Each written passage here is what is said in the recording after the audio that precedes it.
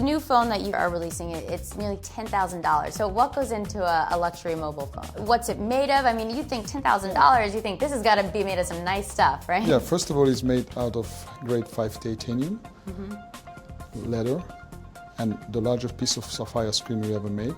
This one is almost 80 carats of sapphire. It takes 2 weeks. And it's virtually unscratchable. And so this device is unique for you guys because it's now going to operate on Android, right? Yeah, this is the new thing. After the separation from Nokia, we have more freedom to choose our technology platform. We have chosen Android because we believe having customers all around the world, we want to have a system which was used and very intuitive and easy to use by everybody. There's a concierge button that's kind of interesting, right? If you press this button, the Vertu Ti here, you get to all the services we offer with the phone. So the concierge, of course, is the most famous one. You can call, so you talk with a real person, 24 hours a day, 7 days a week, in 7 different languages.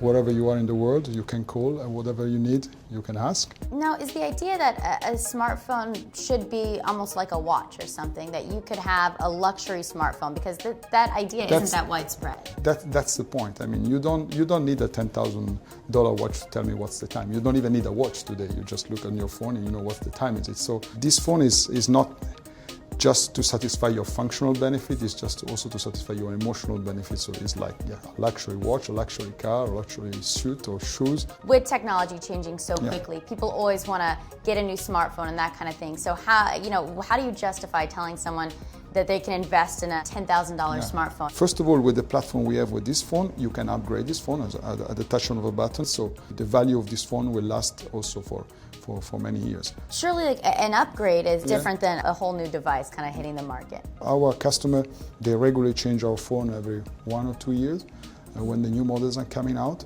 So it's not a problem for them to spend such an amount of money. Of course, if you compare to your normal standard of living, you kind of don't understand why this is happening. But there are a lot of people out there that are spending millions of impulse purchasing. When it comes to your brand and what you guys are selling, you guys have non-smartphones that are still selling for a lot of money. So are you expecting those still to do well now that you've got this out?